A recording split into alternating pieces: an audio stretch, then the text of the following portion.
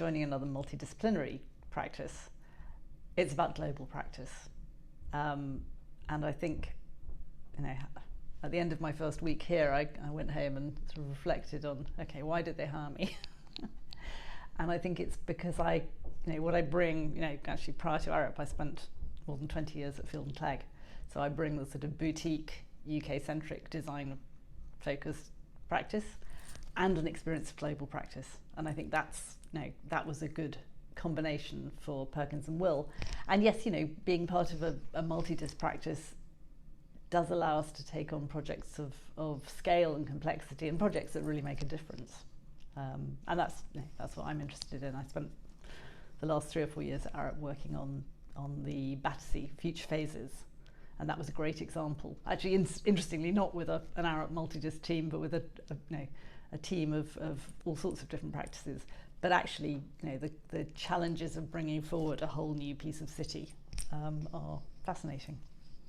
A lot of the challenges that we face in terms of climate emergency are more engineering challenges than architecture challenges. Architecture is the kind of the dressing, but actually the fundamental issues are engineering challenges, and therefore to be more closely embedded with engineers and other specialists, I think allows us to do more. At Arup, certainly when I joined, architects were I used to describe us as the flea on the side of the engineering elephant. It was a very sort of small team. It's quite a lot bigger and it's quite a lot more geographically diverse now than it was then. Perkins and Will as a proportion of the overall DAR family is much more significant and has therefore more, we have a louder voice. So I am managing principal for London, and that's actually London and Dublin. We've got a little team, a sort of start-up business in Dublin, focused on interiors for now, but with an ambition to get into architecture and urban design. I'm also regional director for EMEA, which includes Schmidt-Hammer Larsen in Copenhagen and PYR in Paris, and with an agenda perhaps to look for opportunities to develop practices elsewhere in that EMEA region. Out of London, we're working on, I guess there are 4 key sectors that we work in. Healthcare is a very big part of our portfolio. Science, we've got some deep expertise in both of those, and obviously there's some great synergies. Higher education, again, there's sort of synergistic relationships, and I guess what we would badge the future of work, so both design of workplaces and workplace interiors. Alongside that, we've got master planning and urban design, we've got workplace strategy, and then we've got Portland, who are very much a part of the family, but working in data-driven, human-centric approaches generally to retail environments, but retail environments in transport, retail environments in cultural buildings. They have a kind of a really interesting, diverse range of projects, and I think there are some fantastic overlaps. And for me, the exciting thing is when we can bring all parts of that team together. And for instance, we just took Portland into the HEDQF, the Higher Education Design Quality Forum, right, which actually is something that Richard Fielden set up a very long time ago to bring together architects with university estates directors and to talk about how to develop high quality buildings in the higher education sector. This is the first time globally that DAR has brought its sort of family of brands into one building. So although there's DAR's footprint is rather less North American and obviously quite Middle East centric, but actually a lot of those locations are places where there is a huge need for development. I mean, just looking at what's happened in Libya in the last couple of days, there is a huge need for engineering infrastructure to address the challenges of climate change. So I think I think that's quite that's quite an interesting opportunity. I think for Perkins and Will, DAR has an agenda which is about greater integration, about doing more as a group, that's all quite new.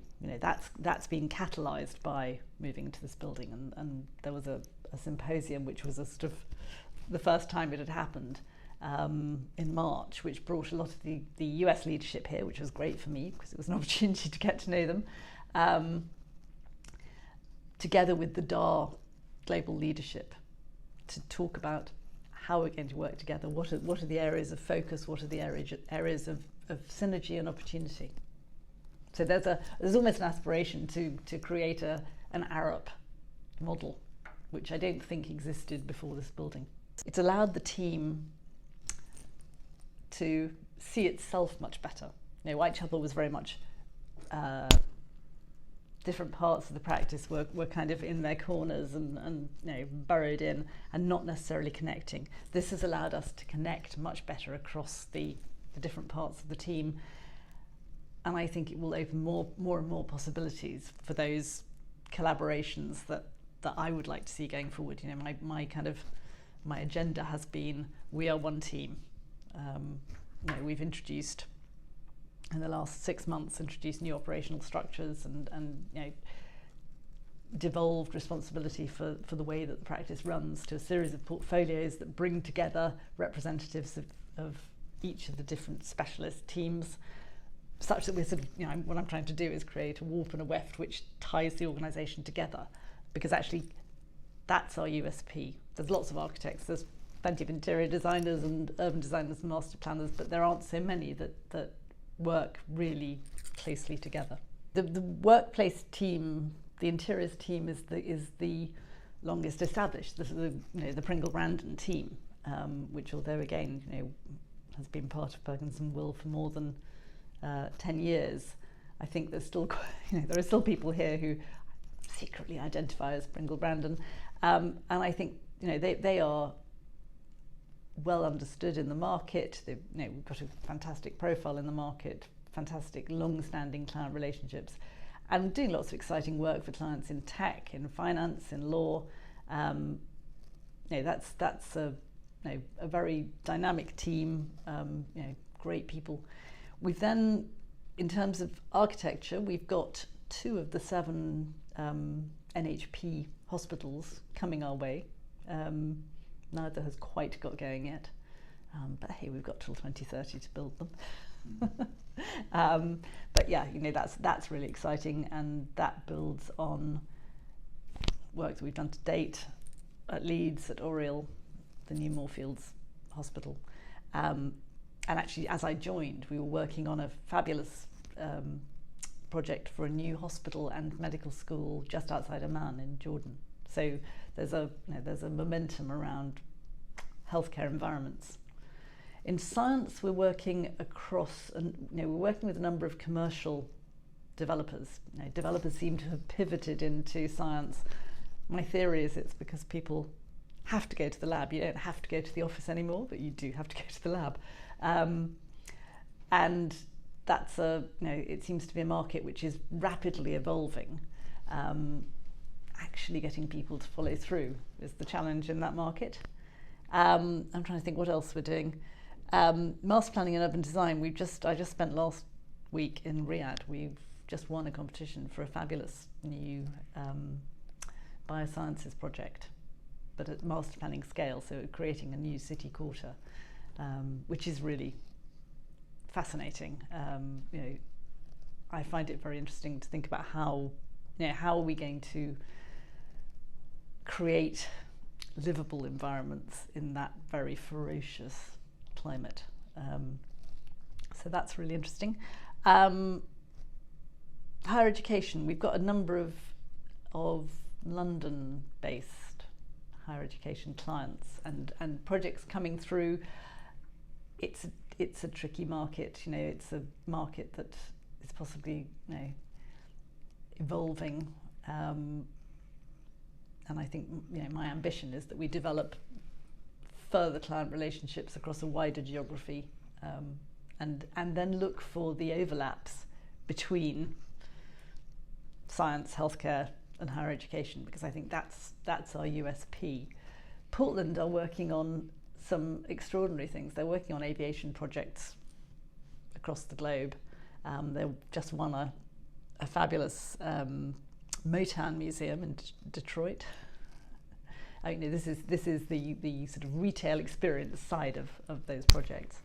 They're working in rail, and they're working on sort of reinventing retail environments, mixed use development. So, there's a real diversity. London has been a magnet for investment because it was perceived as being a sort of stable, safe haven for money. After the last 13 years of government of varying quality, I'm not sure that that's going to continue to be the case. There are other more attractive places to invest, and that's going to that is inevitably going to impact. And I think that's where being part of a global practice and being able to step into other markets more easily is attractive. And I hope that in terms of the talent that we would like to bring into the business, that people perceive that. I'm slightly surprised that London still seems to have a kind of global significance, given what we've done to ourselves in the last 7 or 8 years. It's great to see things like the ULEZ being driven through against so much opposition, but it's the right thing to do, and it is it's a globally significant initiative. That's fantastic. I think the drive towards circular economy that's embedded in the London plan is fantastic. And I think there's a lot of good. Will London retain its global significance? I don't know. I think I find the Sterling shortlist fascinating because to me that's a post-Brexit shortlist. It's a series of very modest, very kind of what I think Paul Finch would have described as vegetarian projects. There's a sort of quietness about it, which is slightly disappointing because I think much as they're all very good buildings, they're not really demonstrating the significance of global expertise, which I think has always existed or has existed over the last 20 or 30 years. London's been a huge global draw, but of course we don't have access to the talent that came here through freedom of movement. That's got much more difficult. It's recruiting is more difficult, and I think the consequences of Brexit are going to take a long time to play out. I would love to see London continue to thrive, but is that going to happen? If you look back over the last 10 years and the kind of buzz of the Olympics and King's Cross and Battersea and all these extraordinary Canada Water, amazing projects coming forward. I don't know what the next 10 years will bring.